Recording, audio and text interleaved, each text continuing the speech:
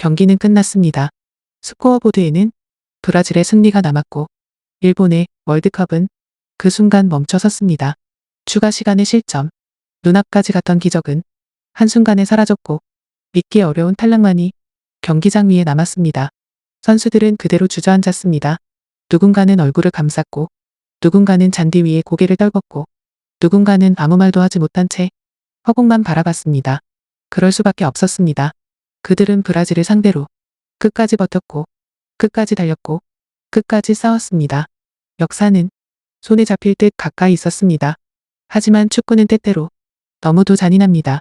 90분 넘게 쌓아올린 모든 것이 단 한 번의 실점으로 무너질 수 있습니다. 한 번의 공백, 한 번의 흔들림, 한 번의 집중력 저하, 그것만으로도 한 팀의 꿈은 끝납니다. 그날 일본도 그랬습니다. 브라질을 넘기 직전까지 갔지만 끝내 넘지 못했습니다. 월드컵은 멈췄고 선수들의 시간도 그라운드 위에서 얼어붙었습니다. 하지만 진짜 이야기는 경기가 끝난 뒤에 시작됐습니다. 그들은 무너질 수 있었습니다. 고개를 숙인 채 라커룸으로 사라질 수도 있었습니다. 심판을 탓할 수도 있었고 운을 원망할 수도 있었고 아무 말 없이 경기장을 빠져나갔어도 누구도 쉽게 비난할 수 없는 밤이었습니다. 패배는 늘 고통스럽습니다. 특히 그것이 눈앞까지 갔던 승리였다면 그 고통은 더 깊고 더 오래 남습니다. 그런데 일본 대표팀은 그 순간 다른 선택을 했습니다. 선수들과 스태프들은 서로를 다독였습니다. 그리고 천천히 관중석을 향해 걸어갔습니다. 그곳에는 끝까지 목소리를 내준 팬들이 있었습니다. 90분 내내 그리고 추가 시간 마지막 순간까지 그들을 믿어준 사람들이 있었습니다. 일본 대표팀은 그 팬들 앞에 섰습니다. 패배한 팀이었습니다. 탈락한 팀이었습니다. 누구보다 아픈 팀이었습니다. 그런데 그들은 자신들의 아픔보다 먼저 팬들의 응원에 답했습니다. 그리고 깊이 고개를 숙였습니다. 그 장면이 감동적인 이유는 그들이 이겼기 때문이 아닙니다. 오히려 졌기 때문에 더 깊게 다가왔습니다. 승리한 팀이 팬들에게 인사하는 것은 어쩌면 자연스러운 일입니다. 환호가 있고 박수가 있고 기쁨이 있습니다. 그 순간에는 누구나 웃을 수 있습니다.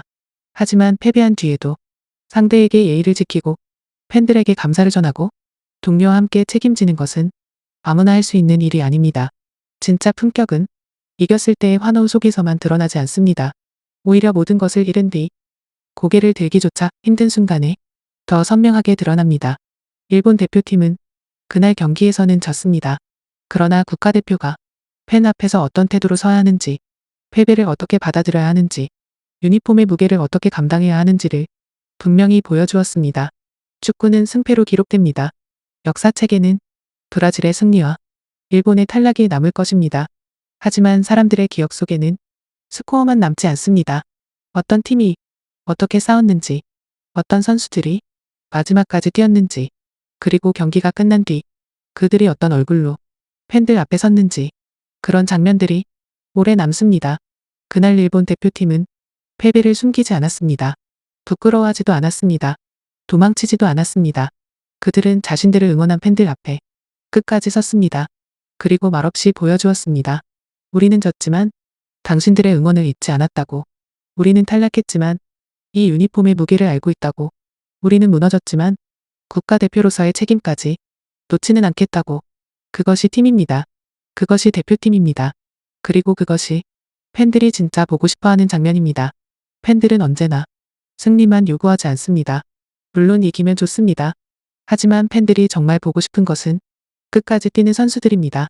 패배에도 책임지는 태도입니다. 유니폼을 입은 사람이 그 유니폼의 의미를 아는 모습입니다. 국가대표라는 자리는 단지 축구를 잘하는 선수들이 모여있는 자리가 아닙니다. 그 나라의 이름을 달고 그 나라의 팬들 앞에서 그 나라의 자존심을 걸고 뛰는 자리입니다. 그래서 국가대표의 품격은 골을 넣는 순간에만 드러나지 않습니다. 오히려 모든 것이 끝난 뒤 박수가 잦아들고 카메라가 멀어지고 패배의 침묵이 내려앉은 순간에 더 분명하게 드러납니다. 그때 어떤 태도를 보이는가? 그때 누구를 먼저 생각하는가? 그때 팬 앞에서 어떤 얼굴로 서는가? 그날 일본 대표팀은 그 어려운 순간에 팬을 먼저 떠올렸습니다. 그 장면은 많은 사람들에게 묵직한 질문을 남겼습니다. 우리는 어떤 대표팀을 원하는가? 단지 이기는 팀인가? 아니면 졌을 때도 부끄럽지 않은 팀인가? 축구는 냉정합니다. 패배한 팀에게 오래 머물 시간을 주지 않습니다. 그러나 가끔 패배한 팀이 승리한 팀보다 더 오래 기억되는 순간이 있습니다. 그날 일본 대표팀이 그랬습니다. 그들은 브라질을 넘지 못했습니다. 월드컵의 더 높은 곳으로 올라가지도 못했습니다. 하지만 그들은 패배 앞에서 도망치지 않았습니다. 팬을 향해 고개를 숙였고 동료와 함께 책임졌고 마지막 순간까지 국가대표의 자세를 잃지 않았습니다. 경기에서는 졌을지 모릅니다. 그러나 그날 그들이 보여준 태도는 분명히 패배를 넘어선 것이었습니다. 팬을 존중하는 팀, 패배 앞에서도 자신의 자리를 지키는 팀, 마지막 순간까지 함께 책임지는 팀, 그것이 진짜 국가대표의 품격입니다. 그리고 어쩌면 우리가 축구에서 보고 싶었던 것도 바로 이런 장면이었는지 모릅니다.